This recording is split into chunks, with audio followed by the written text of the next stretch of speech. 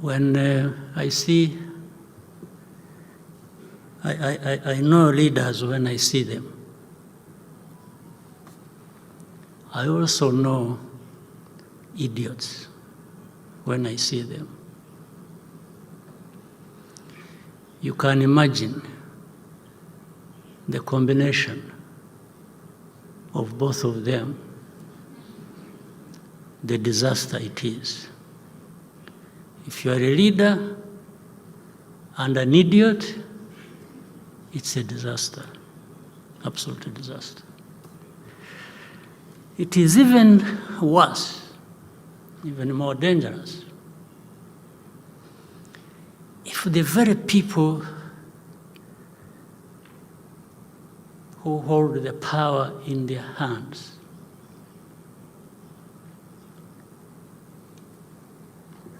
decide that they will be manipulated and played around for some interest by idiots.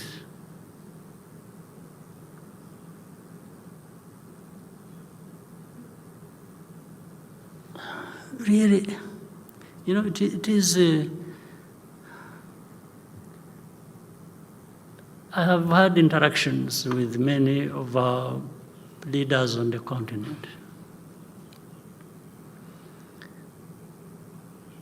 And among other things we talk about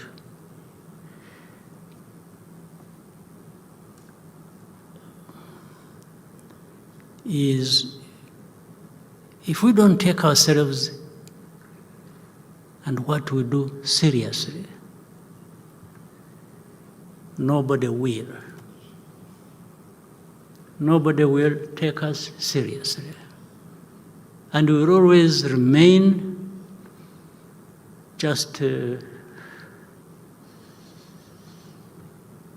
neither here nor there, and people doing with us whatever they want without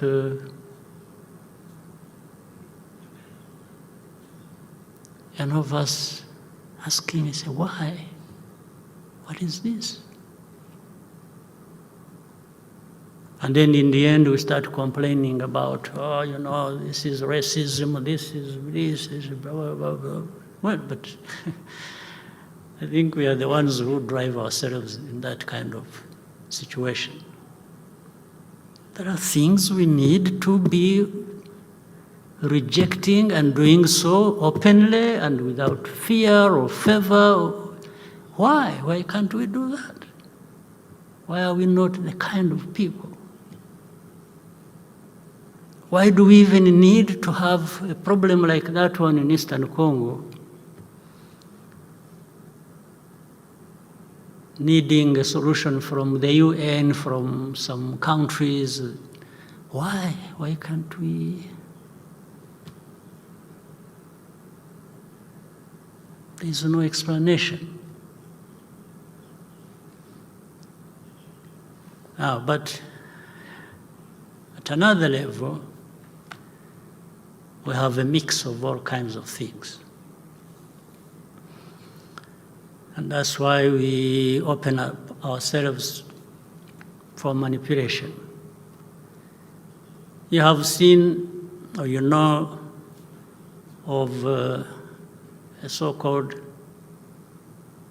group of experts.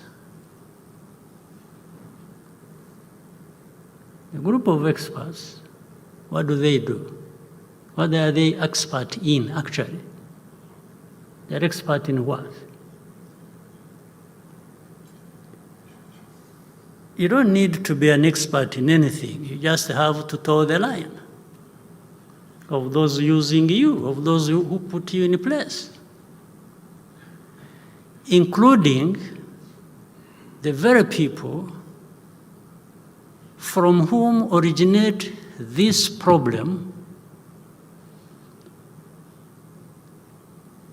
as of the history that goes way back to colonial times. The colonial times that divided our people here in Rwanda, in our region, and elsewhere. So they come, they are the experts to explain the problem. The problem is not that, do you know why these Kinyarwanda-speaking people are in Eastern Congo?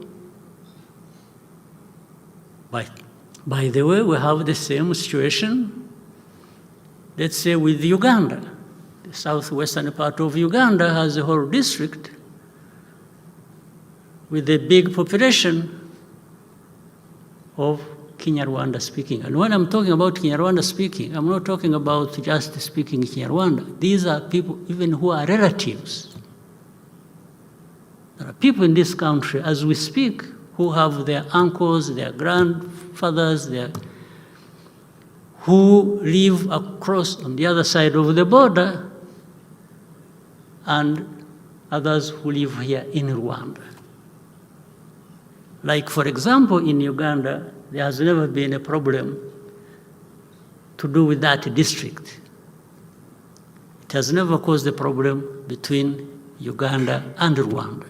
No, they are taken as Ugandans. And we accept that. We're not claiming anything. Why is it not the same with Eastern Congo? There are simply Congolese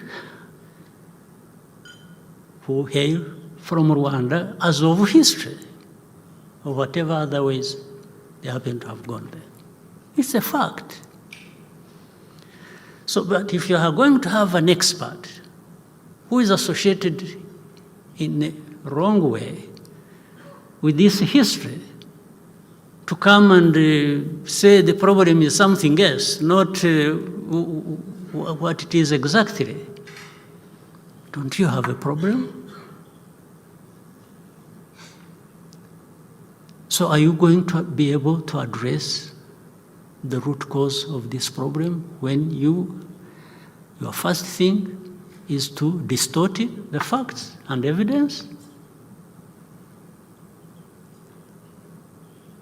So that's why it is easy to blame Rwanda for it. We didn't draw borders. By the way, even the genocide ideology that I referred to earlier originates from that beginning of the history. That's where it comes from. So we go on and on and on and on for how long?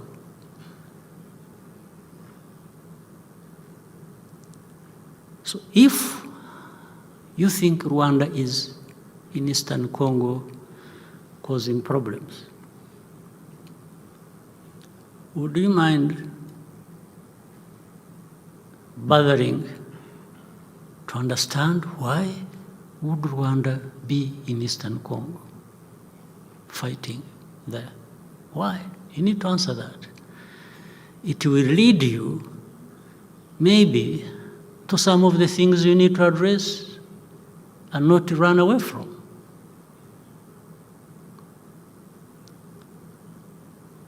But to simply keep making statements, threatening, doing all kinds of things, let me tell you, we have been there. We have paid our highest price ever in our lives, this genocide. I don't think we can be made to suffer in all kinds of ways. We can do, but we will never, never, never go back to paying that similar price we paid 30 years ago. It doesn't matter how powerful anybody is.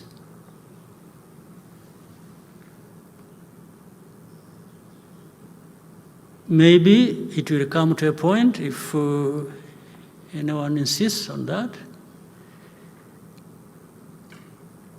then that is maybe one way of wiping Rwanda off the map, because we will not yield an inch. Never.